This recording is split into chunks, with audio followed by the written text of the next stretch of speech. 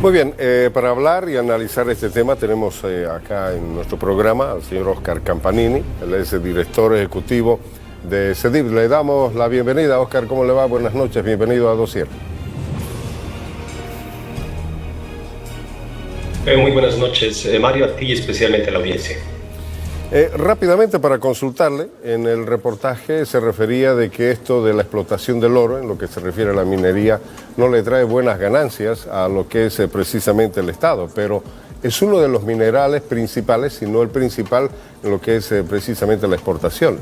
¿Cómo podemos entender esto? Efectivamente, la minería del oro está protagonizada por las cooperativas. Y las cooperativas desde hace muchos años han logrado arrancar e imponer al Estado diferentes medidas beneficiosas para ellos, tanto reglamentarias, tienen unas regalías más bajas en minerales, así como flexibilidades en el cumplimiento de normativa, como la normativa laboral, cierta normativa ambiental, entre otras. Ahora, ustedes manejan el dato de cuántas cooperativas mineras están accionando en el territorio nacional precisamente para la explotación del oro, entre legales e ilegales. No hay datos públicos precisos al respecto, pero se habla de más de 1000 cooperativas y la mayor parte de ellas están operando cerca de en la región del Amazonas. En la región del Amazonas y una buena parte también en el departamento de La Paz. Pero de estas más de 1000 cooperativas o de estos grupos de minería para con el oro, ¿cuántas más o menos serán legales y cuántas ilegales? Para ver más o menos cómo es que va esto de que no le trae buenas ganancias al Estado, ¿no? La ilegalidad es algo bastante complejo de tratar en la minería en Bolivia. Como les decía, las cooperativas tienen tantas flexibilidades que pueden operar y están operando la mayor parte de ellas sin tener todos los requisitos legales establecidos por norma, desde los contratos administrativos mineros, las licencias ambientales. Entonces, existe una gran porción, yo diría probablemente un 80% o más de las cooperativas que no cumplen todos los requisitos y por ende no son totalmente legales. Pero por estas flexibilidades que ha establecido el gobierno tampoco son declaradas ilegales, entonces están en un limbo que es bastante complejo de definir. Ahora eso sí, desde hace unos años atrás hay operaciones, algunas de cooperativas y otras de grupos de personas en lugares donde está totalmente prohibido realizar la actividad aurífera, como son las áreas protegidas, dentro de ciertas zonas de alta protección de áreas protegidas. Estas sí son catalogadas totalmente como actividades ilegales porque a pesar de este limbo jurídico en el que funcionan la mayor parte de las cooperativas, no deberían funcionar. Entonces estas sí ahora se las denomina ilegales, pero como les digo, en el caso de Bolivia, la mayor parte no cumple el 100% de la normativa boliviana. Bueno, precisamente con eso del daño al medio ambiente, es importante ver lo que les vamos a presentar a continuación, porque esto también tiene que ver mucho con la salud pública. Este es uno de los principales problemas por los que se está atravesando en el territorio nacional a través de la minería ilegal.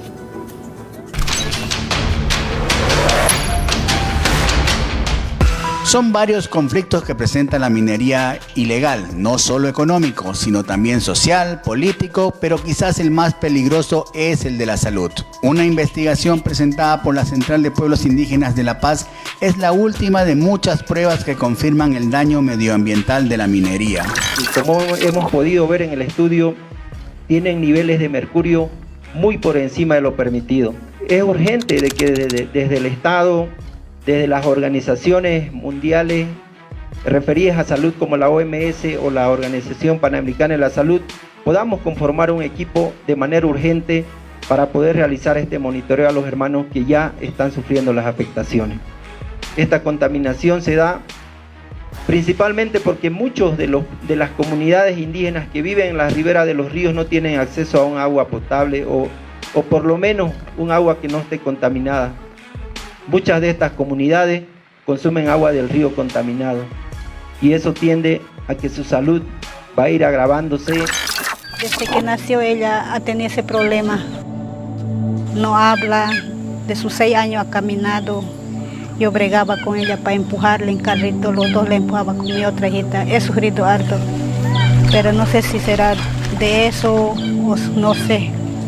Ahora recién voy a llegar a saber si es eso o no, porque recién hemos sacado la prueba para saber del mercurio. La intoxicación por mercurio en la embarazada se produce en el niño porque la embarazada se alimenta del pecado. Una de las fuentes que está provocando estos altos niveles de concentración de mercurio en los pacientes es el uso, la explotación de los mineros en la zona. El oro utiliza mercurio para ser extraído, ¿no? En un proceso que se llama amalgamamiento, que es derramar mercurio en agua para que el oro salga a flote, ¿no? Y esos residuos de mercurio están esparcidos en los ríos bolivianos y es evidente que hay casos ya comprobados, por ejemplo, en mujeres de las comunidades tacanas y esejas del norte de Bolivia, de la Amazonía boliviana, se ha detectado en niveles de 7.6 sobre los niveles permitidos de mercurio en el cuerpo, ¿no? Y son mujeres que no tienen ni siquiera relación con la minería o la pesca directa, ¿no? Incluso el propio gobierno admite el daño medioambiental. Bueno, en estos años de gestión realmente el tema ambiental ha sido muy pesado, pero tampoco podemos descuidar el trabajo que hacen, por ejemplo, nuestras cooperativas. Y hay un compromiso y acuerdos muy importantes en el tema del oro, por ejemplo, en el control de mercurio. Aquí han demostrado que hay tecnologías metalúrgicas mucho más amigables con el medio ambiente, como es la centrifugación a alta velocidad. Nosotros como sector minero aurífero estamos siempre con un avance, no vamos a negar, de un 75 a 80% de la utilización del mercurio.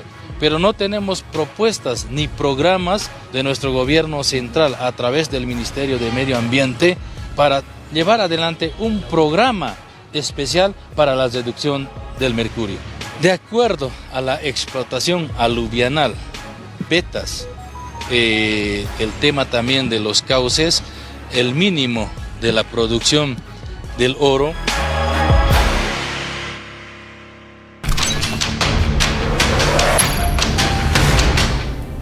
Bueno, en este reportaje, Oscar, amigos, hemos extractado precisamente parte de lo que ha sido el documental producido por el CEDIP bajo el título El precio de la tierra. Oscar, ¿se puede hablar en este instante de cuán realmente es el daño al medio ambiente respecto del trabajo de la minería? Claro que sí, es un daño significativo. La minería, para empezar, muy buena parte de ella se realiza cerca de los ríos. Se remueve grandes cantidades de tierra, toneladas de tierra para poder extraer unos pocos gramos de oro, y eso tiene severas consecuencias ambientales en esos ecosistemas. Muchos de ellos son ecosistemas muy ricos en biodiversidad, como es toda la Amazonía, o son muy delicados, como algunas zonas protegidas dentro del altiplano boliviano.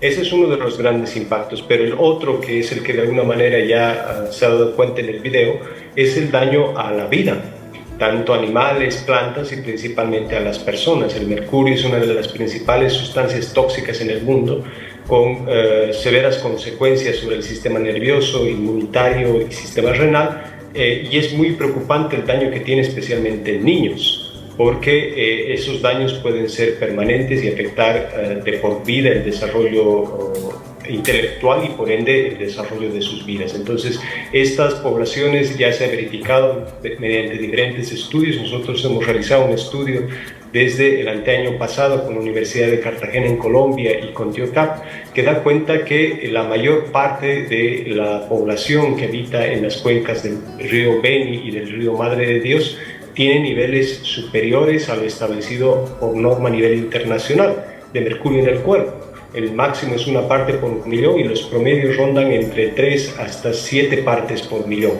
Y buena parte de esta población que ha participado de este estudio no participa de la actividad minera, es decir, que no son los beneficiados, sino son los afectados simplemente por el hecho de vivir y consumir el pescado, que es el canal a través del cual se afecta a esta población.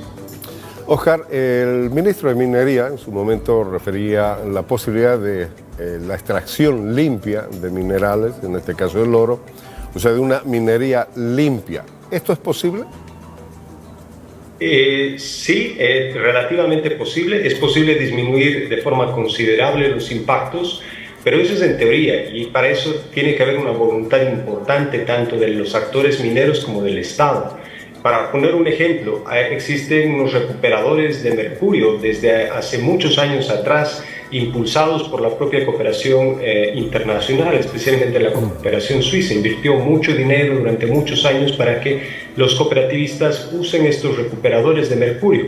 Eso limita al menos en un 70% las emisiones de mercurio. Desafortunadamente es tal esta fiebre del oro que ustedes ya han mencionado, que muchas cooperativas han dejado estos mecanismos que estaban donados, que los usaban, que cuidaban su salud y el medio ambiente, porque demoraba mucho tiempo. Entonces han preferido acortar tiempo, usar ese tiempo para sacar más oro a costa de la salud suya, de los propios mineros, de sus familias y del conjunto de la población boliviana. Entonces existe la tecnología, por supuesto que existe, pero esto no se trata solamente de la existencia de tecnología, se trata de la voluntad política del gobierno y la voluntad también del sector minero. El sector minero solicita siempre al Estado que pueda recibir apoyo, que puedan dar alternativas, pero esto es una obligación de los cooperativistas mineros. Se plantean siempre y se presentan como un sector social con bajos recursos económicos, pero eso ya no es cierto. Este sector, como comentaban previamente, es actualmente el principal sector exportador de Bolivia. Las exportaciones de oro han superado las exportaciones de gas y de otros productos el año pasado. Entonces es un sector con recursos económicos importantes que debe invertir estos recursos en la seguridad de los propios trabajadores mineros y del conjunto de la población boliviana.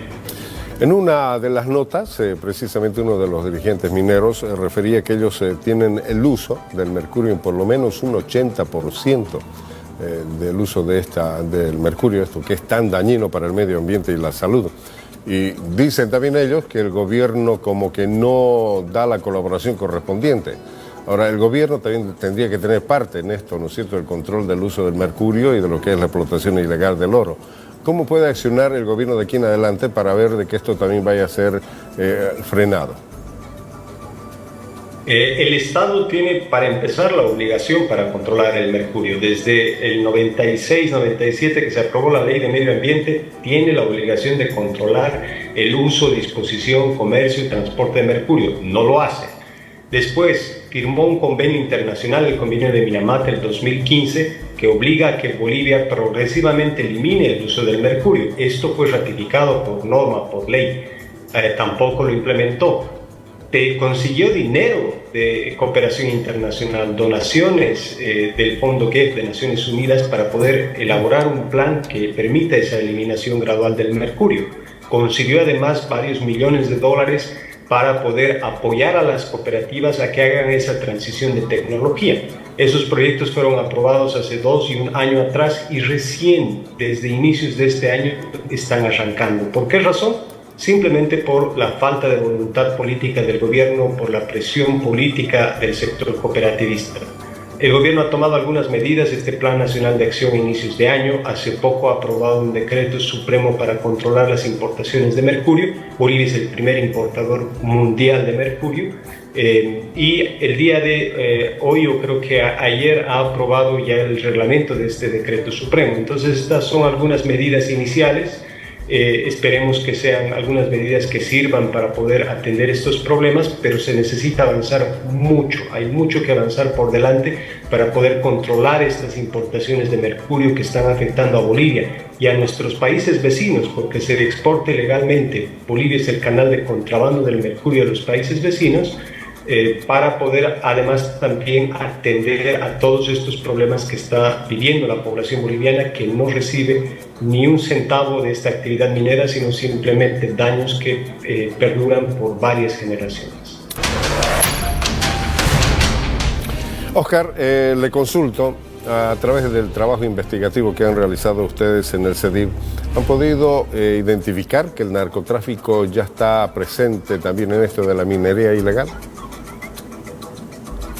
El trabajo de investigación que hemos realizado no ha encontrado evidencias directas y claras al respecto, pero por supuesto que ha habido una gran cantidad de actores 2015, incluso algunas autoridades públicas que vieron y nos pasaron información de que efectivamente en puntos de frontera existe un contrabando activo de varias sustancias, empezando por el oro, el mercurio, la cocaína y el diésel, ¿no? Son estos los productos que de alguna manera se contrabandean en nuestras fronteras.